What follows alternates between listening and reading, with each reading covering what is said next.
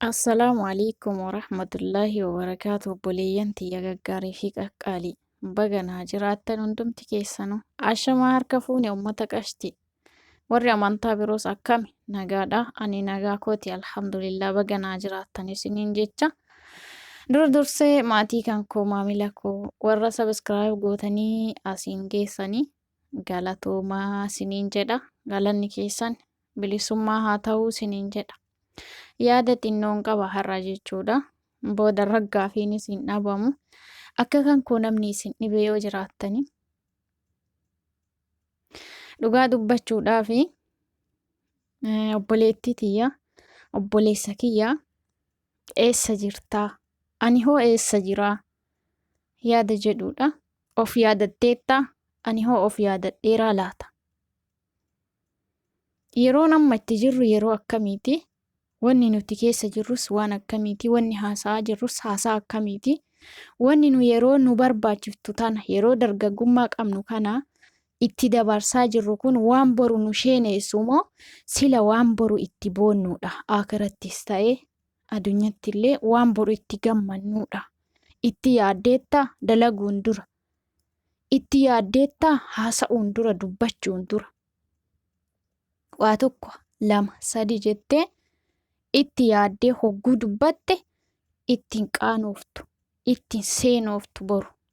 Akka sheenaan borasiif achitti illee siin qabne waan hin dalagdu hunda itti yaadaa jirta. Eessa akka jirtu of yaadatteettaa? Ani hoo eessan jira? Of yaadataatiin jira moo of dagadheetiin jira? Inni kaleessa fayyaana wajjin burraaqee taphatu adda mana yaalaa hospitaala ciisaa jira. Inni kaleessa osoo an argu waan gaariis ta'e hamaa dalage adda akiraa jira deemee. Bareedaanis beekumsaanis kan naa oli. Ani horee sanniin irraa waa fudhadhaa jira. Rabbii isaan na jaalatee isaan jibbee la. Sanii miti dubbiin. Rabbiin si ilaalaa jira. Dargaggummaa kee kanaaf fayyaa sii kennee si jabaa jira.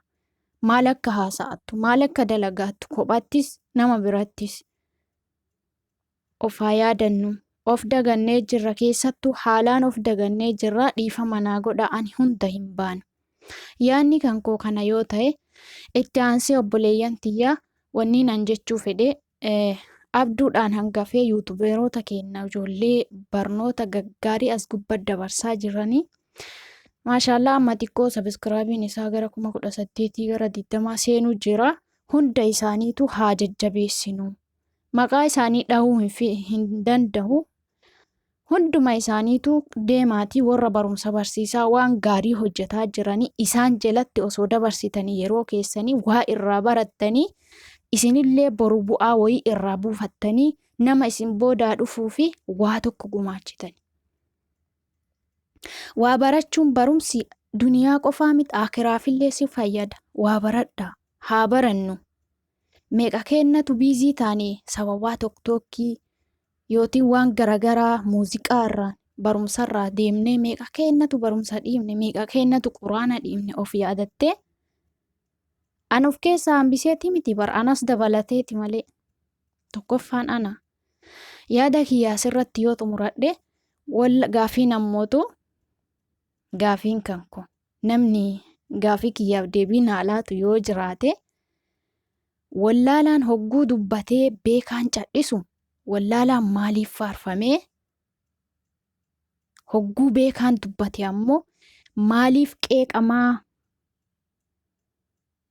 maaliif arrabsamaa gaafiidha. Abu Mu'aaz wanni dubbatanii dirqama isaan irra jiruudha kan bayatan. Nama arrabsuuf nama qeequuf miti. Waan ijaan argaa jiran kana waan gurraan dhaga'aa jiran kana munkara kana yoo afoo hin dhaabbanne bor irraa gaafataman waan beekan irra. Isaan kanaaf dubbataa jirani dirqama isaanii ba'aa jirani maaliif qeeqamanii aayaa quraanaa osoo qomaa qabdani tafsiira quraanaa osoo qomatti baattanii jirtanii qulfii keessa keessanii qolloftanii wallaalaa maaliif faarsitanii ulamaa'iin hin dubbatin maaliif jettanii. Duuba yoo isaan hin dubbatin ummanni kun boolla hin seenu akkatti wal qabate. Kuni gaafii kan kooti. Namni naa deebisu jira. Garuu waan feetannaan jechuu dandeessan. Dhageeffadhee laalee cal jechuun dadhabe. Yooniin dogoggoreef dhiifama naa godha. Guddaa irraa ilaa xiqqaatti beekaan kenna maaliif xiqqeeffama? Maaliif qeeqama? Waan na dhibeedha namni naa deebisu jira. Salaamu alaikum wa rahmatullahi wa barakaatu. Obboleeyyan kiyya.